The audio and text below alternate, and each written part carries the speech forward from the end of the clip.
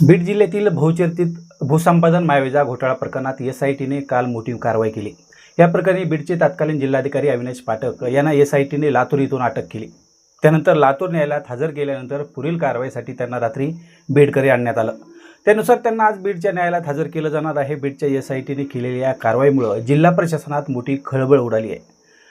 मित्रांनो, लक्षात घ्या, आता बीड जिल्हा पहिल्यापासून आता ज्या पद्धतीने बदनाम होत चालला आहे त्यामध्ये आता पुन्हा ही भर पडली आहे। असा मोठा घोटाळा नाही, असा एकही घोटाळा मोठा नाही की जे बीड जिल्ह्यात घडलेला नाही। प्रत्येक कोणत्या कारणावरून महाराष्ट्राच्या पटलावर येतो आणि पूर्ण देशभर या बीड जिल्ह्याची ख्याती होती। बरं, ती चांगली म्हणून नाही तर वाईट म्हणून। आता या ठिकाणी येणारे अधिकारी जरी समजा चांगले असले तरी त्यांनी या ठिकाणी आल्यानंतर केलेला भ्रष्टाचार यामुळे ते तर बदली करून जातात, मात्र त्या ठिकाणी ज्या पद्धतीचा भ्रष्टाचार केला जातो त्यामुळे बीड जिल्हा पुन्हा बदनाम होतो। अगदी त्याच पद्धतीनं आता IAS दर्जाचे अधिकारी होते अविनाश पाठक यांनी ज्या पद्धतीनं हे केलं ते अतिशय भयंकर स्वरूपाचं केलं आणि हे जास्त दिवस नाही तर केवळ 48 दिवसात जवळपास 325 कोटीचा हा घोटाळा आहे। आता यामध्ये कसं काय अविनाश पाठक अडकले होते तर बीड जिल्ह्यातील हे कथित भूसंपादन मोबदला घोटाळ्यात तत्कालीन जिल्हाधिकाऱ्यांचं नाव, पदनाम आणि स्वाक्षरीचा वापर करून जवळपास 154 भूसंपादन प्रकरणामध्ये बनावट मोबदला आदेश तयार करण्यात आल्याचा गंभीर आरोप यांच्यावर आहे। आता या प्रकरणी भूसंपादन उपजिल्हाधिकारी सतीश धुमाळ यांच्या फिर्यादीवरून शिवाजीनगर पोलीस ठाण्यात 10 जण विरुद्ध गुन्हा दाखल करण्यात आला। या गुन्ह्यात सहाय्यक महसूल अधिकारी Sanjay Hange, Avinash Chavan, Shaikh Azhar, Shaikh Babu, Trimbak Pingale, Pandurang Patil, Shri Raut, advocate SM Nanaware, advocate Narwadkar, advocate Pisure आणि ॲडव्होकेट प्रवीण राख यांचा समावेश आहे। आता यापैकी संजय हांगे, त्रिंबक पिंगळे आणि शेख अझहर, शेख बाबू या तिघांना यापूर्वीच अटक करण्यात आली आहे। वास्तविक या प्रकरणाची व्याप्ती मोठी असल्यामुळे पोलीस अधीक्षक नवनीत कावत यांनी SIT नेमली होती। यामध्ये अप्पर पोलीस अधीक्षक सचिन पाणकर होते, बीडच्या DYSP पूजा पवार होत्या, स्थानिक गुन्हे शाखेचे पोलीस निरीक्षक शिवाजी बंटेवाड होते, शिवाजीनगर ठाण्याचे पोलीस निरीक्षक प्रवीण कुमार बांगर यांच्यासह इतर कर्मचाऱ्यांचा या पथकामध्ये समावेश करण्यात आला होता। अगदी काही दिवसातच या प्रकरणाचा तपास पूजा पवार यांनी चोख पद्धतीने केला, मात्र वैद्यकीय कारणास्तव त्या रजेवर गेल्यानंतर तपासाची जबाबदारी पोलीस अधीक्षकांनी सहाय्यक पोलीस अधीक्षक M वेंकटरामन यांच्याकडे सोपवली होती। आता काल या प्रकरणी तत्कालीन जिल्हाधिकारी अविनाश पाठक यांना लातूर येथून अटक करण्यात आली। यावरून या प्रकरणाचा तपास अधिक वेगाने होत असल्याचं आपल्याला पाहायला मिळतंय। पाठक यांना रात्री आता बीडला आणलं होतं, आज त्यांना न्यायालयासमोर देखील हजर करण्यात आले। दरम्यान पाठक यांना अटक झाल्यामुळं जिल्हा प्रशासनात ज्या पद्धतीची खळबळ उडाली त्यामुळे ते पाहण्यासारखाच विषय। सदर कारवाईसाठी बीडच्या SITने गतीने सुरुवात केली होती, त्यामुळेच हे प्रकरण आता आपल्यावर शिकू शकतं याचाच अंदाज यातील काही आरोपींना आला होता। त्यामुळे सदर कारवाई थांबविण्यासाठी पोलीस आणि महसूल खात्यातील वरिष्ठ अधिकाऱ्यांच्या बदल्या करण्यासाठीही नेत्यामार्फत मंत्रालयावरून मोठे प्रयत्न करण्यात आले, मात्र ते प्रयत्न अपयशी ठरले आणि गुन्हेगारी आणि भ्रष्टाचाराने बीड जिल्हा अक्षरशः पोखरून निघाल्याचं या प्रकरणावरून लक्षात आलं। त्यामुळेच या बीड जिल्ह्यातील गुन्हेगार आणि भ्रष्टाचारी लोकांना सरळ करण्यासाठी मुख्यमंत्री देवेंद्र फडणवीस यांनी बीडचे पोलीस अधीक्षक पद हे नवनीत कावत यांच्याकडे सोपवलं। ज्या पद्धतीचं संतोष देशमुख प्रकरण झालं होतं त्यानंतर कावत यांच्याकडे ही जिम्मेदारी आली होती आणि त्यानंतर त्यांनी बीड जिल्ह्यात अतिशय चांगल्या पद्धतीने कारवाई करायला सुरुवात केली। आता ज्या पद्धतीचं अविनाश पाठक यांचं प्रकरण महत्त्वाची भूमिका बजावली आहे। SIT मार्फत या प्रकरणात तपास बारकाईने करून सर्व पुरावे गोळा करण्याचं काम केलं, त्यामुळेच या प्रकरणात बीड SITला पाटकापर्यंत पोहोचता आलं। वास्तविक एक पोलीस अधीक्षक काय करू शकतं हेच नवनीत कावत यांनी आपल्या कर्तव्यातून संपूर्ण महाराष्ट्राला खऱ्या अर्थानं दाखवून दिले। ही संपादन घोटाळ्यात तपासात त्यांनी अत्यंत प्रभावीपणे भूमिका बजावली। SIT मार्फत प्रकरणाचा तपास अत्यंत बारकाईने करून सर्व पुरावे गोळा करण्याचं काम केलं, यामुळेच या प्रकरणात बीड SITने पाटकापर्यंत जाण्याचा मार्ग मोकळा झाला। वास्तविक एक पोलीस अधीक्षक काय करू शकतं हेच नवनीत कावत यांनी या कर्तव्यातून दाखवून दिलं आहे।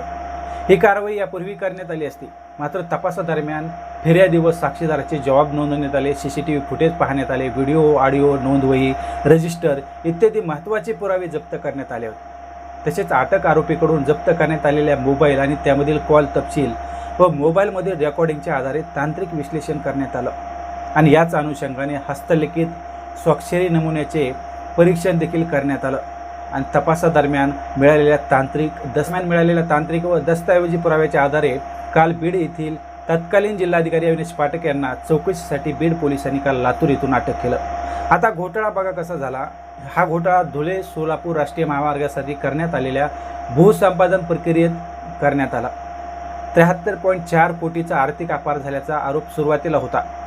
मात्र या प्रकरणात मूळ संपादन निवाडा सुमारे 68.58 कोटी रुपये असताना बनावट आदेश खोट्या मंजुरीच्या आधारे तब्बल 310 कोटी रुपयांचा वाढीव मोबदला मंजूर करण्यात आल्याचं तपासात समोर आलं. हा संपूर्ण प्रकरणाचा जो कालावधी आहे तो 1 मार्च ते 17 एप्रिल 2025 या केवळ 48 दिवसांचा कालखंड आहे आणि एवढ्याच कालखंडामध्ये हे सर्व निष्पन्न झालं आहे. आता सदर कारवाई नांदेड परिक्षेत्राचे पोलीस उपमहानिरीक्षक शहाजी उमाप तसेच बीडचे प्रभारी पोलीस अधीक्षक सचिन पानकर यांच्या मार्गदर्शनाखाली बीडचे सहाय्यक पोलीस अधीक्षक व्यंकटराम यांचे पथक, स्थानिक गुन्हे शाखा बीड तसेच उपविभागीय पोलीस अधिकारी बीड कार्यालयाचे पथक यांनी संयुक्तरित्या ही कारवाई केली. आता या प्रकारामध्ये वेगवेगळ्या प्रकारचा त्यांच्यावर ठपका ठेवण्यात आल्यामुळं आतापर्यंत अशा अधिकाऱ्यांना अन्य कारवायांमध्ये सुटले होते. मात्र आतापर्यंत विविध कारवाया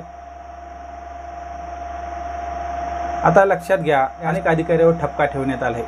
आतापर्यंत यामध्ये सेवानिवृत्त झालेले कर्मचारी असतील, IAS अधिकारी असतील, केलेली कारवाई देशातील पहिलीच कारवाई असल्याचं सांगितलं जात आहे. मुख्यमंत्री देवेंद्र फडणवीस आणि तत्कालीन पालकमंत्री अजितदादा पवार यांनी या कारवाईला त्याचवेळी हिरवा कंदील दिला होता. तेव्हापासून या प्रकरणाची व्याप्ती कशी आहे, यामध्ये कोण कोण गुंतलेलं आहेत, त्यानुसार सर्व काही पुरावे यामध्ये हस्तक यांचा शोध घेणं सुरू होतं. आतापर्यंत तिघांना अटक केली होती. मात्र जिल्हाधिकारी अविनाश पाठक यांनी यामध्ये असलेली स्वाक्षरी आपली नसल्याचं सांगितलं होतं. त्यानंतर या प्रकरणात तत्कालीन जिल्हाधिकारी पाठक यांचा रोल स्पष्ट झाल्यानंतर त्यांच्या अटकेसाठी 15 एप्रिल नंतर बीडच्या SITने प्रक्रिया सुरू केली होती. स्वतः मुख्यमंत्री देवेंद्र फडणवीस यांच्याकडून याला सहमती देखील मिळाली होती. त्यानुसार एप्रिलच्या शेवटच्या आठवड्यात या कारवाई संदर्भात वरिष्ठ अधिकाऱ्यांशी चर्चा केल्यानंतर या प्रकरणी गुन्हा दाखल करून अटकेची प्रक्रिया पूर्ण करण्यात आली. या प्रकरणात आतापर्यंत 73 कोटी रुपये वाटण्यात आलेले आहेत. त्यामुळे बीडच्या शिवाजीनगर पोलीस ठाण्यात गुन्हा रजिस्टर नंबर 544/2025 अन्वये भारतीय न्याय संहिता 2023 कलम 398(4), 316(5), 338, 336(3), 340(2), 198, 199, 316(2), 65, 351(4) तसेच महाराष्ट्र भ्रष्टाचार प्रतिबंधक अधिनियम 1988 कलम 7.13 आणि 34 अन्वये गुन्हा दाखल करून सदर गुन्ह्यात तपास विशेष पोलीस पथकामार्फत सुरू आहे. सदर प्रकरणात एकूण 310 कोटींचा अपार झालेला असून आतापर्यंत 73 कोटी रुपये वाटप करण्यात आले आहेत. सदर गुन्ह्यामध्ये अजून 10 आरोपींचा समावेश असून यापैकी आरोपीविरुद्ध सध्या दोषारोपपत्र दाखल करण्याचं काम सुरू आहे. ज्या पद्धतीने अधिकाऱ्यांनी हे मोठं कटकारस्थान केलं, मोठा भ्रष्टाचार केला, यामुळे पुन्हा बीड जिल्हा महाराष्ट्राच्याच नव्हे तर देशाच्या गुन्हेगारी पटलावर निर्माण झाला आहे, समोर आला आहे.